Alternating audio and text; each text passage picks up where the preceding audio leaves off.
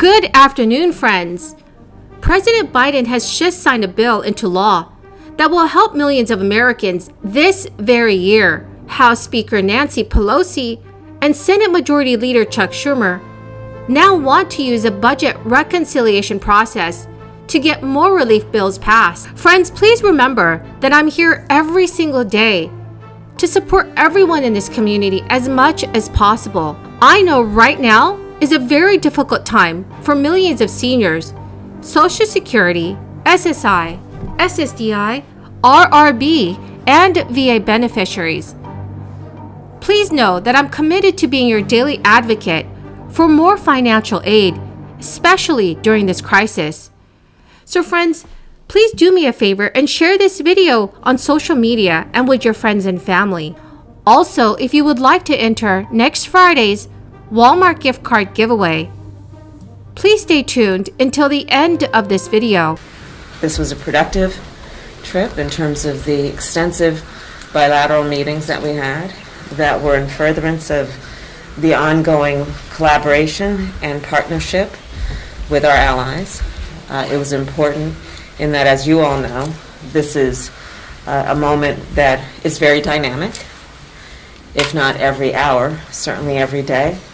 There seem to be new moments of interest and also of intelligence.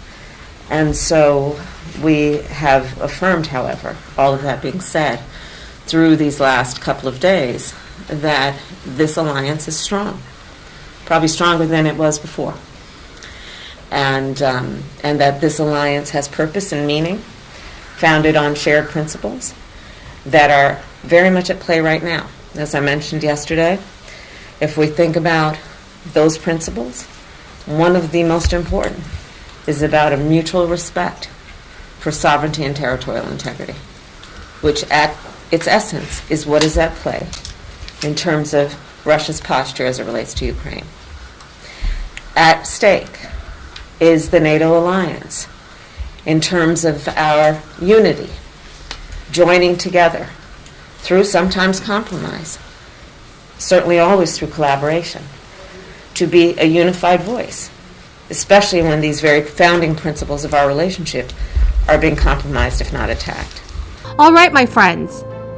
So President Biden just signed a bipartisan bill to extend government funding for 3 weeks to give Congress more time to reach an overdue deal, financing federal agencies through the rest of the fiscal year. The Senate moved swiftly and approved the measure Thursday by a bipartisan 65 to 27 vote, 5 more than the 60 votes needed, after the House easily approved the legislation last week. Each party had concluded that an election year shutdown would be politically damaging. Late Thursday night, the Senate passed a spending extension to avoid a government shutdown. But friends, before we celebrate this accomplishment, it should be noted that the extension is only through March 11, 2022. So Congress did little more than push the deadline back just 3 weeks. For now, there will be no government shutdown. But if Congress is unable to pass a larger and longer-term spending bill in a few weeks, that may change. Government shutdowns can create many problems, especially if they last more than a few hours.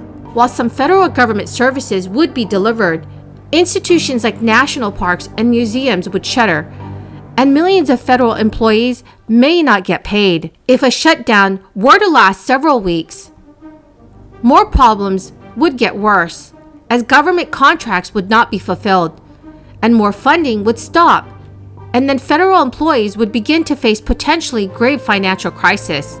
So in a rational system where both parties were interested in governance, they would do whatever they could do to stop a government shutdown from occurring.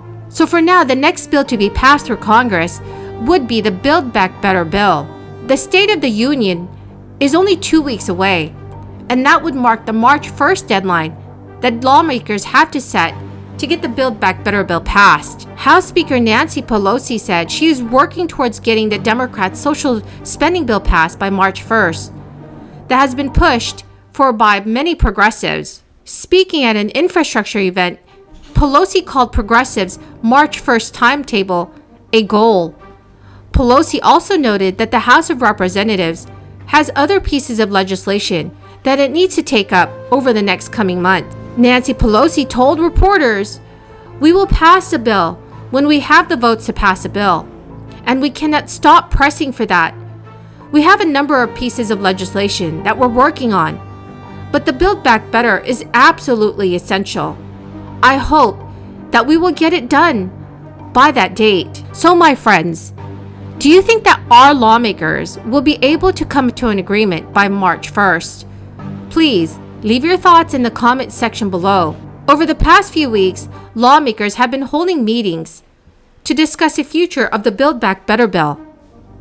President Biden has acknowledged that the legislation will likely have to be broken up and that not all of what Democrats want will be able to make it into the bill. Biden told reporters, "I'm confident we can get these pieces, big chunks, of the Build Back Better bill signed into law. I've been engaged a long time in public policy, and I don't know many things that have been done in one fell swoop." Friends, the keyword for this video is gold. If you would like to enter next Friday's Walmart gift card giveaways, please click and like my videos. Comment below this keyword and additional keywords from any video of mine that you watch. And please do make sure that you are subscribed to my channel. Thank you so much, friends. Congressional Progressive Caucus Chair Pramila Jayapal and many other lawmakers are urging the Senate and White House not to let the legislation languish too long. Representative Jayapal said in a statement, "Public housing residents have endured devastating fires. The cost of insulin and other prescriptions continue to crush working people, and parents are desperate for childcare support. This desperately needed relief cannot be delayed any longer. We need to get this bill passed as soon as possible." The March 1st deadline is both achievable and necessary. There is an agreement among Senate Democrats on significant parts of this bill. There is also an agreement on the need to reduce rising costs facing Americans, and that is exactly what this Build Back Better does. Well, my good friends, that is the end of my daily stimulus update video for this afternoon. Thank you so very, very much for joining me here today, and I greatly appreciate all of you. Please do me a huge favor and share this video with your friends and family if they need more reliable and accurate stimulus news information. Thank you so very, very much, friends, and have a wonderful and blessed Sunday.